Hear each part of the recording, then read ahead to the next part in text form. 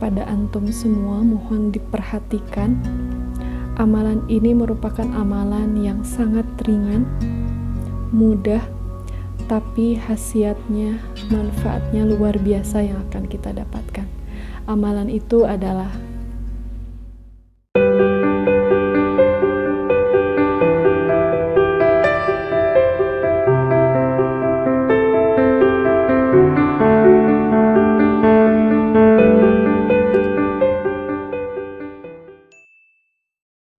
Assalamualaikum warahmatullahi wabarakatuh. Wajah-wajah bahagia yang dirahmati Allah.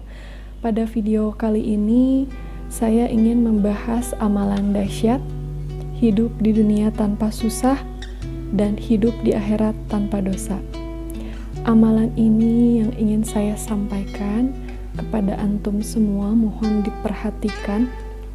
Amalan ini merupakan amalan yang sangat ringan, mudah, tapi khasiatnya, manfaatnya luar biasa yang akan kita dapatkan. Amalan itu adalah bersolawat kepada Nabi Muhammad SAW. Tapi kali ini saya ingin antum bersolawat tidak seperti biasa. Saya ingin antum bersolawat dengan membawa rasa cinta terhadap Rasulullah SAW. Karena demi Allah, kita sebagai umat Nabi Muhammad SAW tidak akan pernah bisa membalas semua kebaikan Nabi Muhammad SAW. Kita tidak akan pernah bisa membalas semua perjuangan Nabi Muhammad SAW. Begitu besar perjuangan Nabi Muhammad SAW untuk kita umat-umatnya. Dalam hadisnya yang berbunyi, man shalla ala wahidatan sallallahu alaihi asyra. Barang siapa yang bersolawat kepada Nabi Muhammad SAW satu kali, maka Allah akan membalasnya dengan 10 rahmat.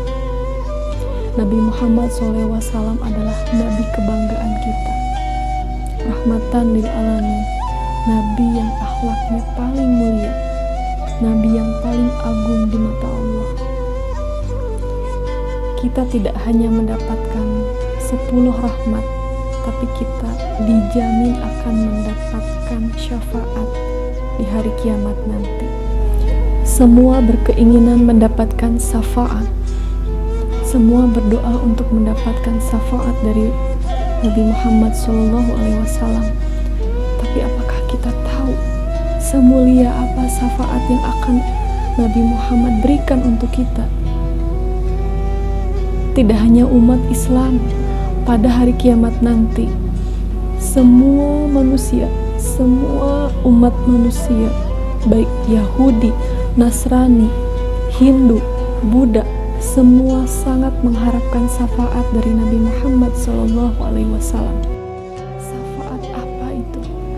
Syafaatul kubro, syafaat yang paling agung yang Allah berikan kepada Nabi Muhammad SAW untuk diberikan kepada semua umat manusia. Karena pada saat itu semua makhluk yang ada di muka bumi, semua umat manusia setelah dibangkitkan Allah, mereka berdiri selama 50.000 tahun lebih di hadapan Allah menunggu hisabnya Allah. Semua umat manusia pada saat itu, laki-laki, perempuan, semuanya dalam keadaan seperti baru lahir. Dan di saat itu semua fokus, semua tertuju pada pandangan Allah Subhanahu wa Ta'ala dan menunggu hisab dari Allah Subhanahu wa Ta'ala. Belum lagi jarak matahari yang begitu dekat, hanya 1 mil. 1 mil perjalanan kurang lebih 1,5 kilometer perjalanan. Sementara saat ini kita posisi jutaan kilometer dari matahari saja, yang sudah pakai AC, pakai kipas. Pada saat dalam keadaan hujan pun masih terasa panas. Dan pada saat itu manusia betul-betul jarak dengan matahari hanya 1,5 kilometer. Apa bisa terbayangkan saat itu betapa panasnya? Makanya Rasulullah SAW menggambarkan Kalau biasanya kita keringetan itu turun dari atas ke bawah, dan pada saat hari kiamat, keringat itu naik, mulai dari mata kaki sampai ke atas. Ada yang keringatnya sampai hanya sebatas mata kakinya, ada yang keringatnya naik hingga lututnya, ada yang keringatnya naik hingga perutnya, ada pula yang keringatnya naik hingga dadanya, ada pula yang keringatnya naik hingga lehernya, sampai ada yang keringatnya naik hingga pernapasannya.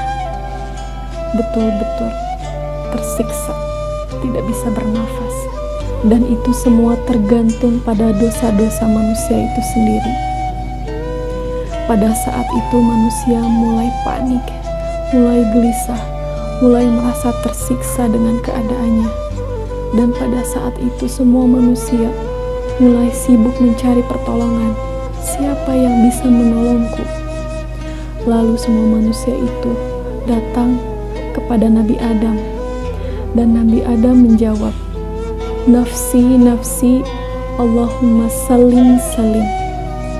Ya Allah, selamatkanlah aku, selamatkan diriku sendiri. Lalu mereka datang ke Nabi Nuh, ke Nabi Musa, ke Nabi Isa, tapi semua jawabannya sama. Nafsi, nafsi, Allahumma salim, salim. Lalu Nabi Isa mengatakan, silakan kalian meminta tolong kepada Nabi Muhammad SAW, karena saya rasa dan saya yakin beliaulah yang akan menolong kalian. Lalu mereka datang kepada Nabi Muhammad dan berkata, "Ya Rasulullah, ya Muhammad, ya Habibullah, tolonglah kami. Barangkali dengan syafaatmu, dengan permintaan doamu kepada Allah, kami dapat tertolong, kami segera bisa dihisab, dan kami bisa melewati siksaan ini." Lalu Nabi Muhammad SAW menjawab, "Allahumma salim salim, ummati ummati. Allahumma salim salim, ummati ummati. Ya Allah, berikanlah syafaat kepada umat manusia, kepada umatku ya Rabb. Ya Allah, selamatkanlah umatku, selamatkanlah umatku ya Allah." Pikirannya umatnya, bukan istrinya, bukan anaknya, dan bukan juga orang tuanya. Lalu Nabi Muhammad SAW datang kepada Allah, lalu bersujud. Setelah itu Allah biarkan Nabi Muhammad bersujud beberapa saat. Lalu Allah berkata kepada Nabi Muhammad SAW, "Ya Muhammad, angkatlah kepalamu. Apa yang akan kau minta, akan kuberikan. Berikan syafaatmu kepada siapa saja, aku berikan." Lalu Nabi Muhammad berkata, "Ya Allah, kasihan manusia, mohon segera dihisab ya Allah." Lalu pada saat itu pun langsung turun kitab, turun buku amalan manusia, yang siapa yang menerima dengan tangan kanannya, itulah bahagia. Tapi ada yang menerima buku amalannya dengan tangan kirinya, dan pada saat itu manusia itu menyembunyikan tangan kirinya ke belakang.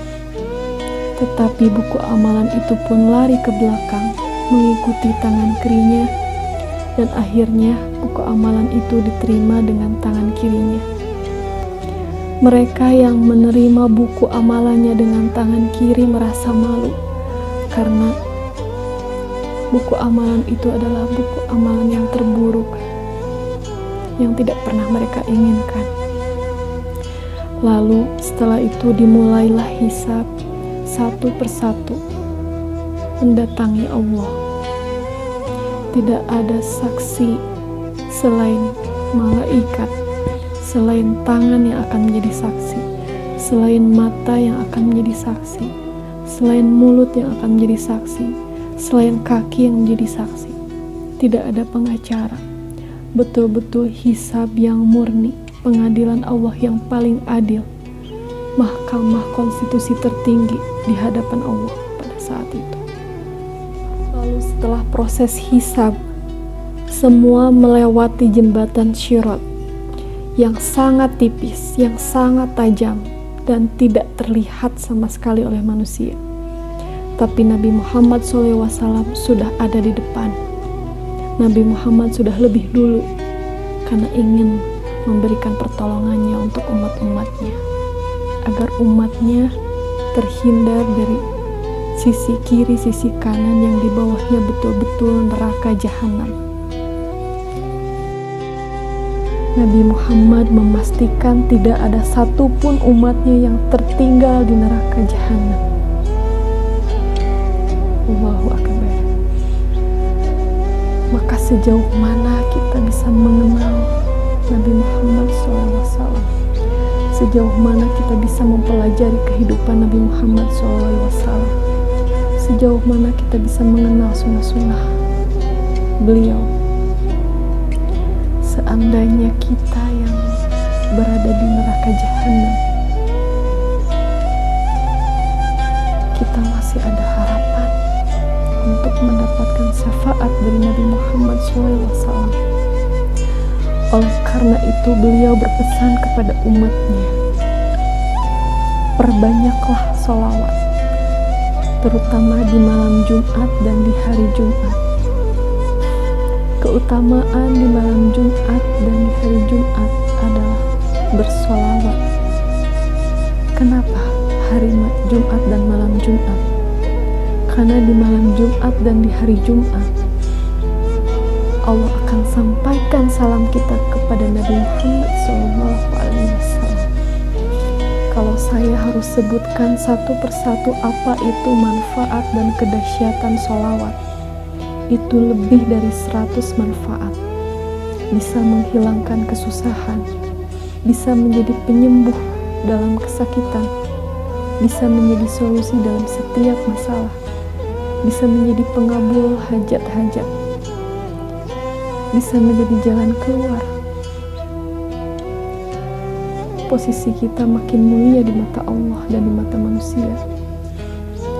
Derajat kita pun ditinggikan oleh Allah, dihapuskan segala keburukan-keburukan, dan masih banyak lagi manfaat dari sholawat yang saya tidak bisa sebutkan satu-satu karena begitu luar biasa. Luar biasa Allah memerintahkan kita bersholawat. Tidak seperti perintah-perintah Allah lain di dalam Al-Quran. Allah menyuruh kita untuk sholat, tapi Allah sendiri tidak sholat. Allah memerintahkan kita berhaji, tapi Allah tidak berhaji. Allah memerintahkan kita berzakat, tapi Allah tidak berzakat. Tapi Allah memerintahkan sholawat, tapi Allah sendiri dan malaikatnya sudah bersholawat. Apa bedanya sholawat Allah untuk Nabi Muhammad, sholawat malaikat untuk Nabi Muhammad, dan sholawat kita untuk Nabi Muhammad? Apabila sholawat Allah berikan kepada Nabi Muhammad itu sebagai rahmat, apabila malaikat bersolawat untuk Nabi Muhammad SAW, itu untuk meminta ampunan bagi Nabi Muhammad. Lalu apa arti solawat kita buat Nabi Muhammad SAW? Padahal sebetulnya kita sendiri tidak bisa memberikan solawat untuk Nabi Muhammad, karena kita penuh dengan dosa. Kita termasuk orang-orang yang sangat hina. Kita termasuk orang-orang yang kotor. Tidak mungkin kita bisa bersolawat untuk Nabi Muhammad.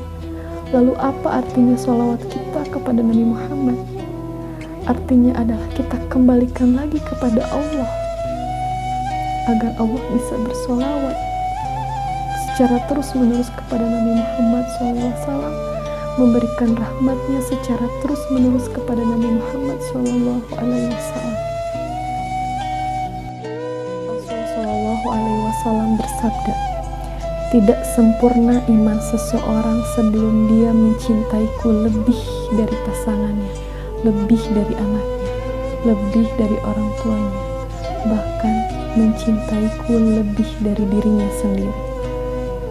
Bahkan sahabat bertanya kepada Rasul, bagaimana apabila saya gunakan semua waktu saya untuk bersolawat sampai saya lupa meminta ampun, sampai saya lupa untuk meminta hajat-hajat saya? Apa yang saya katakan, apa yang saya panjatkan, doa-doa saya, semua solawat. Allahumma sholli ala Muhammad wa ala ali Muhammad, Allahumma sholli ala Muhammad wa ala ali Muhammad, terus bersolawat. Lalu Rasul menjawab, apabila seperti itu, apa yang baru kamu niatkan terkabul. Semoga bermanfaat dan bisa memotivasi antum untuk bisa beristiqomah dalam bersolawat dan lebih mencintai Rasul, karena kita tahu perjuangan Rasul untuk umat-umatnya. Wassalamualaikum warahmatullahi wabarakatuh.